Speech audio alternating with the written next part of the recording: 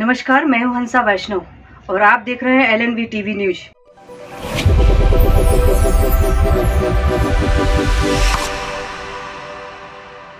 नमस्कार, स्वागत है आपका। मैं हूं डॉक्टर LN वैष्णव। यही समय है और सही समय है। इसी स्लोगन को लेकर, इसी ध्येय वाक्य को लेकर एक कार्यक्रम का आयोजन मध्य प्रदेश के दमोह जिला मुख्यालय पर किया गया, जिसका मुख्य विषय था व्यक्तित्व विकास, कैरियर और मोटिवेशन टॉक। इसी विषय को लेकर एक कार्यक्रम का आयोजन किया गया, जिसमें बड़ी संख्या में स्कूली छात्र छात्राओं ने सहभागिता की। कार्यक्रम के मुख्य अतिथि और मुख्य वक्ता थे दमोह के प्रधान न्यायाधीश से अनंत कुमार तिवारी। जिला न्यायाधीश से धर्मेश भट्ट भी इस अवसर पर विशेष रूप से उपस्थित रहे और वहीं दमोह के कलेक्टर सुधीर कुमार कोचर तथा पुलिस अधीक्षक श्रुत कीर्ति सोमवंशी ने भी प्रेरणादायी उद्बोधन भी दिया। वक्ताओं ने जहां अपने विचार रखे, अपने अनुभवों को साझा किया, तो वहीं संदेश भी दिए और संकेत भी दिए। प्रश्नों के समाधान भी हुए, क्योंकि प्रश्न भी किए थे छात्र छात्राओं ने। एक अच्छा कार्यक्रम दमोह जिला मुख्यालय पर आयोजित किया गया था और आयोजन जो था वह जिला प्रशासन का था। इस कार्यक्रम में जिला शिक्षा अधिकारी SK नेमा और DPC मुकेश द्विवेदी भी उपस्थित रहे, तो वहीं दमोह के जिला जनसंपर्क अधिकारी वाय कुरैशी भी कार्यक्रम में उपस्थित थे और अनेक विद्यालयों के छात्र छात्राओं के साथ उनके शिक्षक भी उपस्थित थे। कार्यक्रम स्थल पर लेके चलते हैं, हम देखते हैं कि इस प्रकार कार्यक्रम का शुभारंभ हुआ और किस वक्ता ने इस अवसर पर क्या कहा।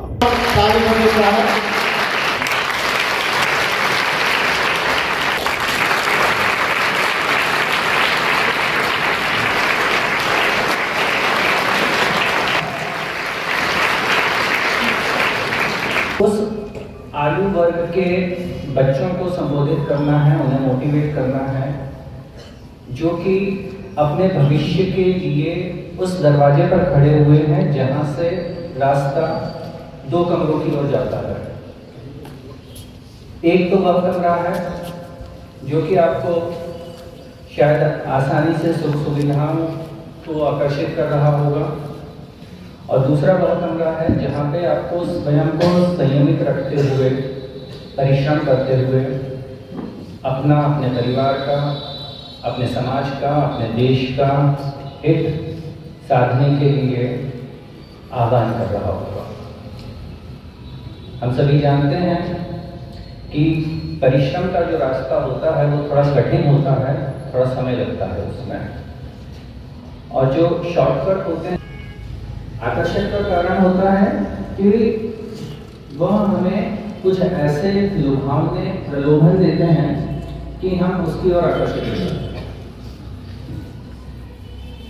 तो हमें निश्चित रूप से अपने आप को इस तरह से मोटिवेट करना है कि यदि प्रारंभ में कोई परेशानी एडिशन के ज़माने में, प्रतियोगिता के युग में, तब भी हमें अपने सद्मार्ग से विचलित नहीं। बहुत सारी बातें इस सभागार में आने के बाद मेरे दिमाग में चल रही थी, लेकिन ये बहुत चुनौतीपूर्ण है कि मैं आप लोगों को क्या मैसेज दे सकूं, संदेश दे सकूं, किस तरह से प्रेरणा दे सकूं। क्योंकि मुझे याद है कि मैं अपने 27 वर्ष के विद्यार्थी जीवन में कभी मुझे ये सौभाग्य नहीं मिला कि मैं किसी कलेक्टर साहब को सुनूं या उनके साथ बैठूं या प्रेरणा ले सकूं। आप सभी लोग हम लोगों के बीच उपस्थित हैं, तो अवश्य ही हम मंचासीन सभी अधिकारीगण आप लोगों के लिए प्रेरणा स्रोत मिलेगी। देखिए, जीवन में सफल होने के लिए कोई परीक्षा पास करना आवश्यक नहीं होगा, लेकिन आपको अगर सफलता पानी है तो आपको बहुत बेसिक और छोटी छोटी चीज़ों पर ध्यान देना पड़ेगा, बहुत सामान्य सी चीज़ों पर ध्यान देना पड़ेगा। आप घर में सुबह उठते हैं, अगर मान लीजिए उस दिन आपको स्कूल नहीं जाना है, तो आपकी दिनचर्या क्या होगी? आप समय का प्रबंधन कैसे करते हैं, आपके मन में विचार क्या है, आपका लक्ष्य क्या है, आप उद्देश्य क्या नियत करके रखें। सब आपको कहा जाता है, कोई घर, हमारे माता पिता बोलते हैं या घर का कोई सदस्य कहता है जाओ किराना दुकान से साबुन खरीद के ले आओ, साबुन नहीं है घर, कैसे ना हो। आप चले जाते हैं, छुट्टी के दिन साबुन खरीद लौट के आते हैं, तो आप उतने फोकस अपने पढ़ाई पे या अपने कार्य पे नहीं रहते। सपोज आपको खेलने जाना है, आपको पढ़ाई करना है, दिन का प्रारंभ आप पढ़ाई से करना चाहते हैं, खेल कूद के साथ करना चाहते हैं। आप अगर साबुन लेने चले गए, लौट के आएंगे तो आप उतनी एकाग्रता के साथ, ऊर्जा के साथ अपने कार्य में शामिल नहीं हो सकते, आप उसमें शरीक नहीं हो सकते, आप वो कार्य उतने अच्छे से नहीं कर पाए। तो करना क्या है, आपको छोटी छोटी चीजों पर ध्यान देना है। छोटी चीज क्या है, आपको अपना समय का प्रबंधन करना है और व्यर्थ के कार्यों में अपने आप को लिप्त मत करिए, व्यर्थ के लोगों के साथ बातचीत मत करिए। आपको अपनी कंपनी बहुत अच्छी रखनी पड़ेगी। तो ये एक बात आपके सोच की है कि आप सुबह की शुरुआत कैसे करना चाह रहे हैं। और अगर आपको कोई घर का मेंबर कहता है कि साबुन ले आओ, तो आप उनसे विनम्रतापूर्वक क्षमा मांगते हुए कहिए कि ये किसी और से ये कार्य करवा लीजिए, मैं पढ़ाई करने जा रही हूँ या जा रहा हूँ या मैं खेलने जा रहा हूँ। आपका वो परफॉर्मेंस सुबह का या जब भी आपने ये किसी भी पहर में आपने ये कार्य विचार करके रखा है, इन छोटी छोटी चीजों से बहुत प्रभावित होता है। समय का प्रबंधन आप लोगों के लिए बहुत आवश्यक है। अगर आप अपना समय गैजेट पे, मोबाइल पे, व्यर्थ की बातों पे, दूसरे महिलाओं के कपड़ों पे, लिपस्टिक पे और ये लड़के दूसरों के बाइक पे ध्यान दोगे तो आप जीवन में कुछ नहीं कर पाओगे, क्योंकि आपने अपनी सोच गलत बना के रखी। अब मैं आप लोगों से प्रश्न करूंगा, ये पानी का बोतल है और ये मैं करीब 30 साल से ये सब सुन रहा हूँ। अब आप बताइए, इधर से एक बच्चा बताएगा कि इस बोतल की परिस्थिति इधर से कोई बताया, उधर से कोई बताया, कोई भी जिसकी इच्छा। अच्छा, आप में से कोई बोलेगा उधर? ये एग्जाम्पल बहुत पुराना है, आपके विद्वान शिक्षकगण हमेशा स्कूल में आप लोगों को बताते हैं। आप कोई लड़कों में से कोई भी कुछ बोलिए। आधी भरी हुई है। कौन बोला? आधी भरी हुई है। हाँ, और कुछ? लेकिन वो आधी खाली भी है। देखो, अब ये दोनों बातें सत्य हैं और ये बहुत कॉमन एग्जाम्पल है जो हमेशा दिया जाता है, लेकिन बहुत सटीक और अच्छा है। ये सत्य है कि ये आधी खाली है और ये भी सत्य है कि ये आधी भरी है। तो हमारे ऊपर निर्भर करता है कि हम सकारात्मक सोच लेके चल रहे हैं या नकारात्मक सोच लेके। मेरा व्यक्तित्व है, मैं एक इंसान हूं, मेरे अंदर हो सकता है कुछ बुराइयां हो, तो आप मेरी बुराइयों को देखोगे। जैसे आप देख रहे हैं कि इसमें आधा बोतल खाली है, तो आप बुरी चीजों को आत्मसात कर रहे हो। और अगर आप मेरी सकारात्मक चीजों को देखेंगे तो आपको ये लगेगा कि इनमें गुण ज्यादा है या ये गुणी है, मुझे भी ऐसे गुण तैयार करने चाहिए। तो मैंने अभी तक जो बातें आपको मोटे तौर पे बताई है, उनको आप गांठ बांधिए। ये हमारे जीवन के प्रबंधन में बहुत काम आती है। हमेशा man is known by the company he maintains. इसका मतलब क्या है? ये सब बेसिक चीजें हैं जो हमेशा हम लोग बचपन से पेरेंट्स से सुन रहे हैं, अपने स्कूल में सुनते हैं। तो ये वो है, हमेशा अच्छे लोगों की संगत करिए। एक दूसरा, आपको कभी अपने आप की तुलना कभी किसी से नहीं करनी। आप अपने आप में संपूर्ण हैं। ईश्वर ने आपको बनाया है, बहुत सारे गुणों से नवाजा है, आपकी बहुत सारी खूबियां हैं। तो आप ये कभी मत सोचिए कि मेरे पेरेंट्स गरीब हैं, मुझे अच्छे कपड़े नहीं दे सकते, मुझे बाइक नहीं दे सकते, मुझे साइकिल नहीं दे सकते, मेरे पास मात्र 4 जोड़ी कपड़े हैं। ऐसा आप लोगों को बिल्कुल नहीं सोचना चाहिए। मैं ऐसी कोई कहानी आप लोगों को नहीं बताना चाहता, लेकिन खुद अपने जीवन में ये पहली बार ऐसा मंच मुझे मिला है जहां मैं अपने जीवन को रेखांकित करना चाहता हूँ। आज आपने देखा होगा हमारी जो टैगलाइन है, यही समय है, सही समय है। हमने इस टैगलाइन के साथ आज का ये मोटिवेशनल कैंप आयोजित किया है, यही समय है। इसका मतलब इसके बाद समय आने वाला नहीं है और यही सही समय है।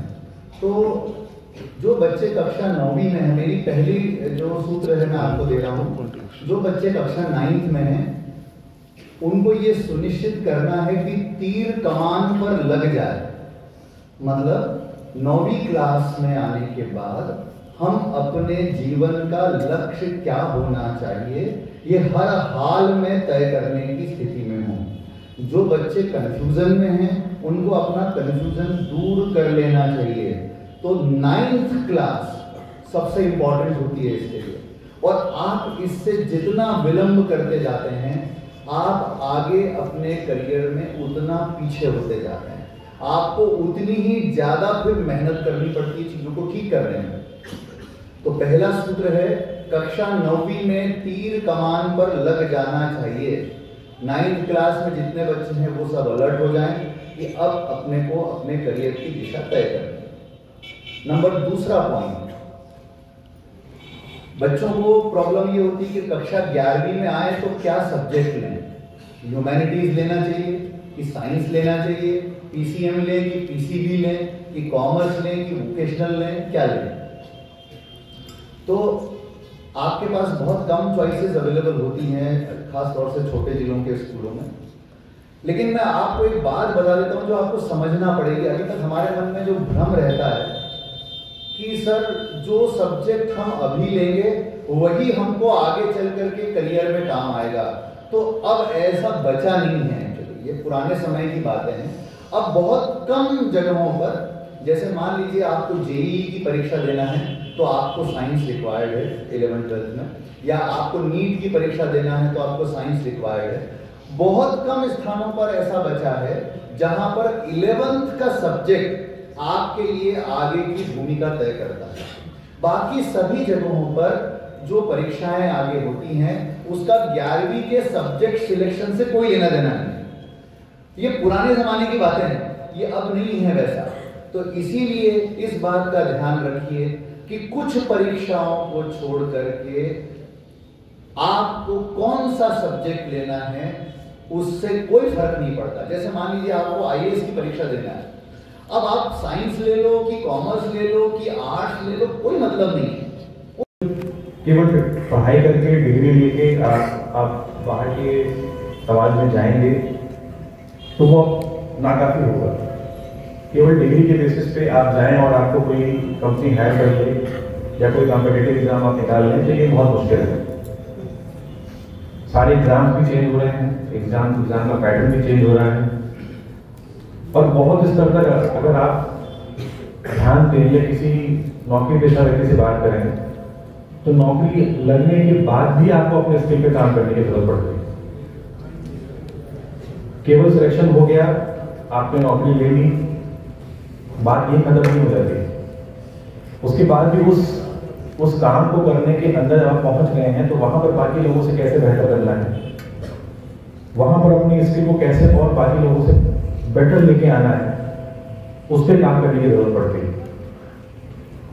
जैसा कि मैंने बताया कि टेक्नोलॉजी हर चीज को चेंज कर रही है। उस बदलते परिवेश में अपने आप को कैसे ढालना है, और जो बाकी लोग हैं, जो कंपटीशन है जिस चीज का, चाहे वो नौकरी के बाहर हो या नौकरी के अंदर हो, उसको कैसे कंपीट करना है, बाकी लोगों से कैसे आगे निकलना है, उसमें आपकी स्किल काम आएगी। तो पहली चीज तो आपकी स्किल होगी। दूसरी चीज जो एक विद्यार्थी जीवन में प्रॉब्लम आती है, जो हम सबने फेस की है, मैंने भी फेस की है, वो है मोटिवेशन की। आमतौर पर क्या होता है कि रिजल्ट आया, अच्छे नंबर नहीं आए, घर पे डांट पड़ी, बहुत लोगों ने टोका, फिर अचानक से पढ़ने का मन करने लगा और 2 दिन 3 दिन अच्छे से पढ़ाई की, उसके बाद छोड़ दिया। ये आमतौर पर सबके साथ हुआ होगा, मेरे साथ भी हुआ है। क्यों होता है ऐसा? ऐसा इसलिए होता है कि आमतौर पर जो बच्चा है, जो पढ़ने वाला छात्र है, वो इस चीज को रियलाइज नहीं कर पाता, ये चीज सोच नहीं पाता कि आज की गई मेहनत जो है वो 2 महीने बाद होने वाले एग्जाम को कैसे प्रभावित करेगी। वो उन दोनों चीज़ों को कभी जोड़ नहीं पाता है।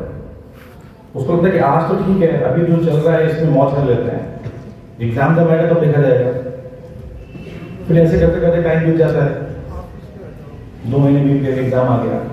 अब एग्जाम के 10 दिन पहले एंग्जाइटी होना शुरू होती है कि काश पहले पढ़ लेते, 2 महीने पहले पढ़ लेते, किताब खोल के लिख लेते। ऐसी स्थिति में इस बात को समझने की जरूरत है, और कुछ बच्चे बहुत समझदार होते हैं, वो इस बात को रियलाइज कर लेते हैं कि हम जो आज मेहनत कर रहे हैं वो थोड़ी मेहनत इकट्ठी होकर एग्जाम के 10 दिन पहले आपको इतना आत्मविश्वास रखिए कि आपके 10 दिन पहले कोर्स में शामिल मेरा प्रश्न न्यायाधीश सर से है कि मैं न्यायाधीश बनने के लिए क्या क्या करूं या मैं कैसे बन सकती हूँ। एलएलबी की डिग्री प्राप्त करनी पड़ेगी और वो आप 12th के बाद 5 ईयर इंटीग्रेटेड कोर्स कर सकती हैं, या फिर अगर आप साइंस स्ट्रीम की हैं या आर्ट्स की हैं तो आप ग्रेजुएशन के बाद भी 3 ईयर एलएलबी कोर्स कर सकती हैं। जब आप एलएलबी कर लेंगी तब आप सिविल जज की परीक्षा में बैठने की पात्रता रखेंगे। और जहाँ तक तैयारी का प्रश्न है तो जैसे कलेक्टर साहब ने आपको अभी बताया था कि आपको सिलेबस देखना है, आपको अनसॉल्व क्वेश्चन पेपर्स देखने हैं, तो ये सब आपको देखना पड़ेगा। सेल्फ स्टडी के साथ आप कोचिंग भी ले सकती हैं, ऑनलाइन कोचिंग्स भी हैं, तो आप दमोह में रहकर भी कोचिंग प्राप्त कर सकती हैं। दमोह से भी बहुत सारे सिविल जजेस सेलेक्ट हुए हैं। और इसके अलावा एक और ऑप्शन रहता है, आप वकालत कर, अगर 7 साल की आपने वकालत की प्रैक्टिस कंप्लीट कर ली है और 35 साल की उम्र आप पूरी कर चुके हैं, तो आप डायरेक्ट हायर जुडिशियल सर्विसेज में आप एग्जाम दे करके वहाँ भी क्रैक कर सकते हैं। और अगर ज़्यादा सोपान देखना है तो आप उच्चतम न्यायालय में या उच्च न्यायालय में वकालत करके डायरेक्ट एलिगेट भी हो सकती है। उच्च न्यायालय की न्यायाधिपति बन सकती है, सुप्रीम कोर्ट भी जा सकती है, इतने सारे ऑप्शन हैं। इसके अलावा लॉ कोर्स में और भी बहुत सारे फील्ड हैं। मल्टीनेशनल कंपनीज में आप जा सकती हैं, बड़े बड़े बैंक्स में लॉ ऑफिसर का पोस्ट होता है, एडीओपी का पोस्ट है, और वकालत भी अपने आप में एक बहुत चार्मिंग और अच्छा फील्ड है। Thank you sir. सर मेरा नाम आशु अहरवाल है, मैं कक्षा 12 कॉमर्स का छात्र हूँ और CM राइस विद्यालय से हूँ। सर मेरा क्वेश्चन है सर 9 से 12 तक या शुरुआत से अब तक हम लोग को सिर्फ ये बताया गया है कि सरकारी नौकरी मतलब प्राप्त करने का उद्देश्य। सर मैं ये जानना चाहता हूँ, क्या जीवन में सरकारी नौकरी के अलावा क्या कुछ और उद्देश्य नहीं कर सकते हम लोग?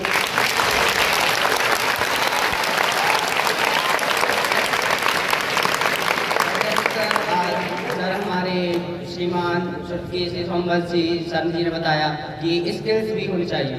सर जैसे सरकारी नौकरी मतलब नंबर के मुताबिक मिलती है, सर क्या स्किल्स के रास्ते से हम लोग बढ़ते तो घर वाले मतलब घर पर हम लोग की प्रॉब्लम रहती है कि बोलते हैं कि नौकरी भी सब कुछ है। सर इसके बारे में मैं जानना चाहता हूँ कि मतलब कौन सा रास्ता चुनना चाह रहे हैं, स्किल्स का या सरकारी नौकरी? कोई आश्चर्य की बात नहीं है, ऐसा सभी विद्यार्थियों के साथ होता है। आप ये बताएं, इसका मतलब आपके प्रश्न का उत्तर मेरे काउंटर क्वेश्चन में निर्भर करेगा। क्या देश समाज सिर्फ शासकीय तंत्र से चलता है या हम जैसे शासकीय सेवक जो लोग हैं क्या हम भी लोग चलाते हैं?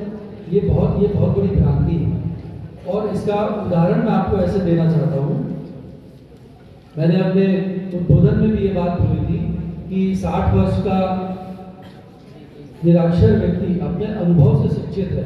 तो आप ये बताइए, कलेक्टर साहब ने अभी SP साहब ने महिलाओं के महत्व के बारे, समाज में के महत्व के बारे में बताया है, तो हमारे घर में क्या हमारी माँ सरकारी नौकरी करती है जिसने हमको पलाया पाला बड़ा किया? ऐसा बिल्कुल भी नहीं है। पूरा घर, अगर हमारी माँ हम सबको खाना बना के नहीं देती, पूरे घर को नहीं रखती, तो हमारा विकास ही नहीं हो सकता। वो सरकारी नौकरी में नहीं है और ऐसा भी आवश्यक नहीं है कि उनके पति भी सरकारी नौकरी में हो।